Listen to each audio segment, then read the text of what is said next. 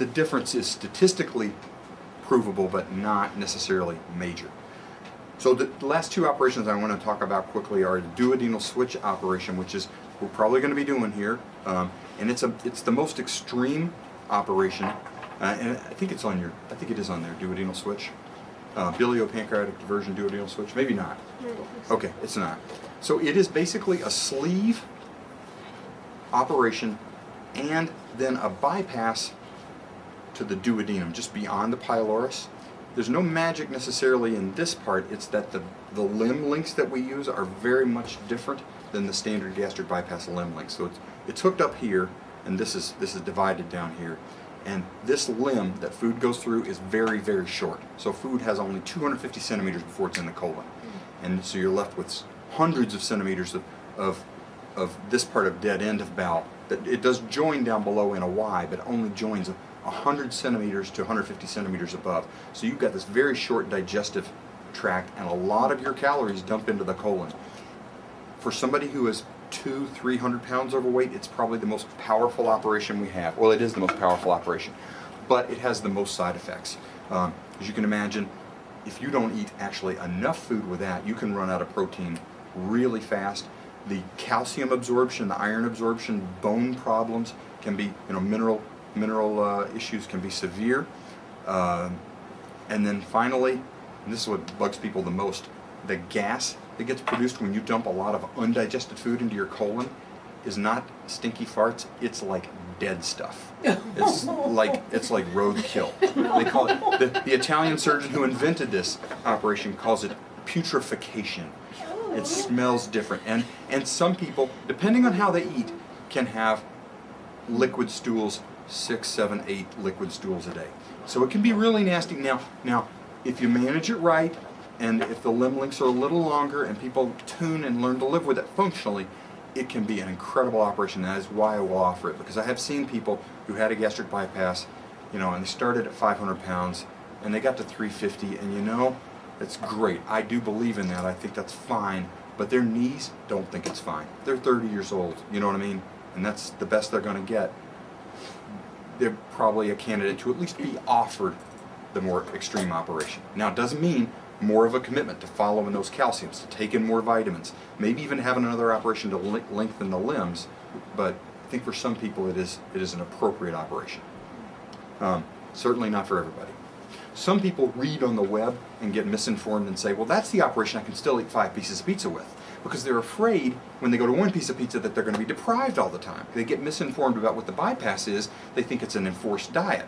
When you tell them, no, you're going to feel better after 1 piece of Costco pizza than you feel after 5 now, more satisfaction, more good life, then they're like, oh, well, if a bypass is that, then I'll just have a bypass, and they're happy. But patients get, how patients get, sometimes they get on a track, so you got to be careful about that. You guys won't see as much of that, but you'll see some folks inpatient. Now, the last operation I want to talk about here is what's called a gastric imbrication. And it's very new, it's very, I won't say very experimental. Hundreds have been done in the U.S., but it is definitely not going to be covered by insurance in the near future, okay? It is basically a matter of freeing up this greater curvature of the stomach from its attachments, sort of like we do with Nissen fundoplications, where we free up the fundus to wrap it, but instead of wrapping things around the stomach, we just roll that stomach in on itself. We pleat it. It's basically putting a pleat down this, and then we put another pleat. So we roll that in. So we're creating almost like a sleeve, but without removing stuff. Girls always understand this better than guys because of sewing. But we're taking that tube and rolling it into a smaller tube. Isn't it darting? Is pleating? Like pleats. Yeah. So. I'm a real man. I sew for a living. Isn't that funny? How macho surgery is. And what's the name of that procedure? Application. Yeah.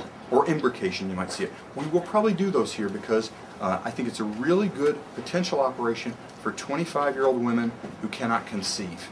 And they're not ready to pick something else. Or their husbands say, no way, we just want to get pregnant.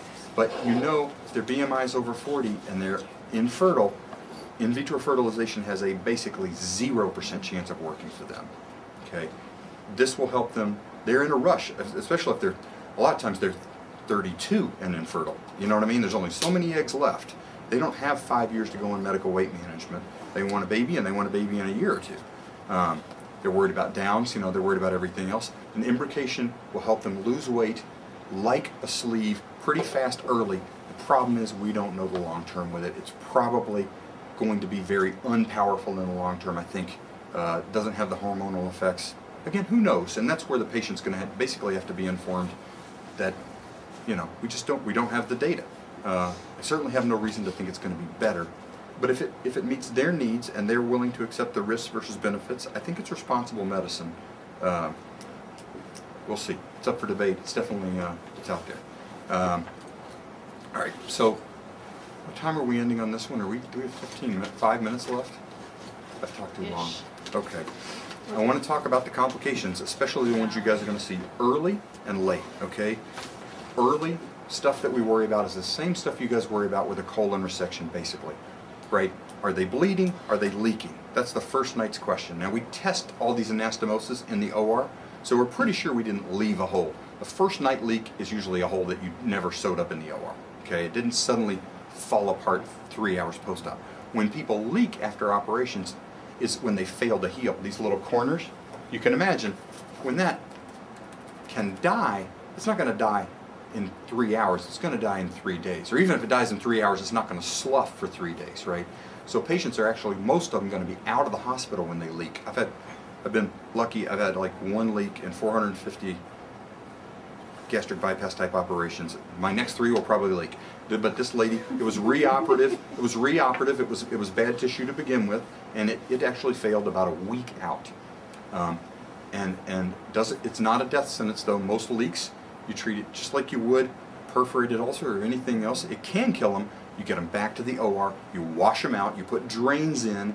If you can stitch something up, you do, but the stitching is not, it's the critical care that matters. It's the getting control over the leakage, the stuff coming out, that is more important than actually sewing the hole closed. If things are dead or swollen, stitches don't hold that well anyhow, right? But recognizing it is what's most important, and not just watching them fade away, okay?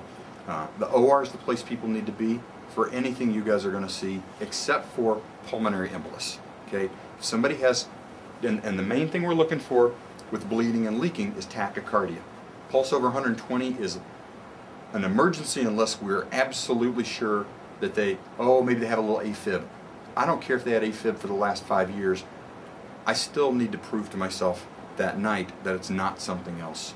And then we can treat them with, DIG or whatever. But don't let the hospitalist take over while they're in-house that first even couple of weeks after surgery. If they bounce back for some other reason onto another service with a UTI, call a surgeon, okay? I mean, there are too many things that can go on inside that abdomen not to have me involved.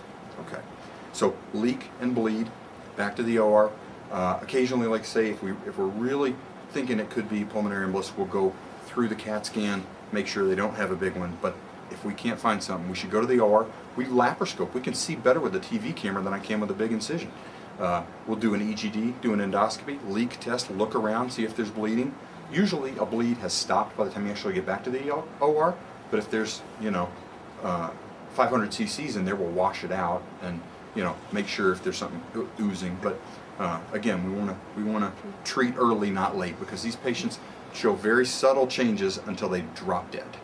Sort of like an elderly trauma patient, right? I mean, you just don't necessarily get a lot of warning. And so just don't be afraid to cry wolf. It is okay to do that. Low urine output, same deal.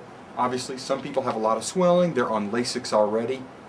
Low urine output in the first 2 or 3 days after surgery is not a Lasix shortage. It may occasionally be, but we got to make sure first that it's not bleeding, that it's not another problem.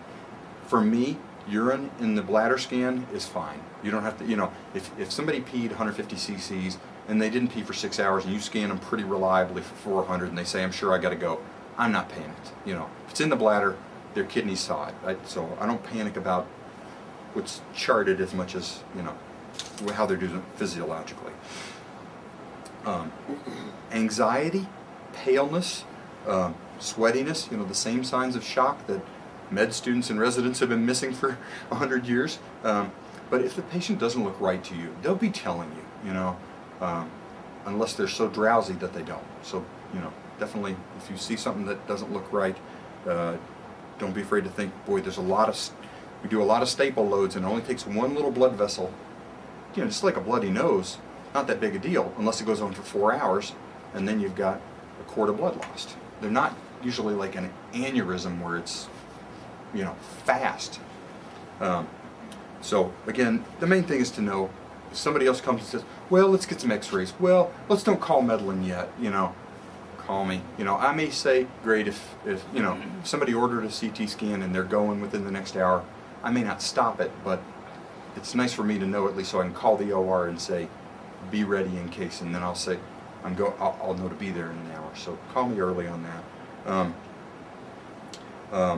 CAT scan and X-ray are really poor at detecting leaks, even if you're drinking contrast. Really, the OR is the only place to rule out a leak definitively. Late, like post-op day 3 or 4, a fair amount of time we'll see some hematochezia. People will poop mulberry blood. All those staple lines on the bowel. It doesn't take much of a leak to get a couple hundred cc's in the lumen of the gut. It works its way through the colon for a couple of days. They never even knew they were missing it hardly, you know what I mean? They never got tachycardic, and they're about to go home, and they have this big bloody poop. And they feel fine. They're like, well, what do we do now? So, don't panic. We may check a hemoglobin, but probably the bleeding happened 3 hours after surgery. It just worked its way through. But don't panic, but let me know, Hydration, ambulation, the same as you would do for any post-op general surgery patient. We want them upright, we want those lungs taken care of. Blood clots are the biggest killer of post-gastric bypass patients, the same as for gallbladder, the same as for colon surgery. Pulmonary embolus is the biggest killer in abdominal surgery. So do you anticoagulate them post-operatively? Well, we do and we don't. So we do, for the most part. For the most part, they get SCDs and they're going to get dalteparin. I'd rather have a bleeding problem than a clotting problem, because clots kill. Bleeds just take you back to the OR and you get a couple of units. Not that I take that casually, but most people don't die of this kind of bleed. So I'd rather have that risk versus benefit. If they've had a history of blood clots, a lot of times I will get a filter put in them as well, a Greenfield filter. If they're on Coumadin, the risk of blood clots actually for people who are at the highest risk, who have a history or family history or factor V Leiden, goes out for 30 to 60 days post-op. Those folks will go home on Lovenox or Coumadin. So it's not just the first few days that risk happens. But the average person just gets the dalteparin while in the hospital. So again, the best thing is just to be moving. I'm not a big Reglan user for nausea control. I think it causes more cramps than it actually helps. I like Zofran. I actually think one thing that we've started doing in the last 5 years in weight loss surgery is actually giving people some ice chips and a little bit of water the first night, because I think a lot of blood and sort of stuff collects in that pouch and it makes them feel nauseated. If you let some things wash through, it gets their guts working a little bit, gets their their salivary glands working, like gum chewing that we do after colon surgery. But there's, gallbladder surgery creates nausea. Weight loss surgery creates nausea. We're operating right up there where all the buttons are. And so there's some degree of nausea. Is it common for people to vomit? It is not that common for people to vomit. Some people retch, some people spit up phlegm and stuff like that, but it's very common for people to vomit late after a band. A large minority of bandsters will tell you that they vomit anywhere between twice a week to 5 times a week. Usually it's just spitting up. They ate too fast. They're at a workplace like nurses where you got 10 minutes to eat and you need 30.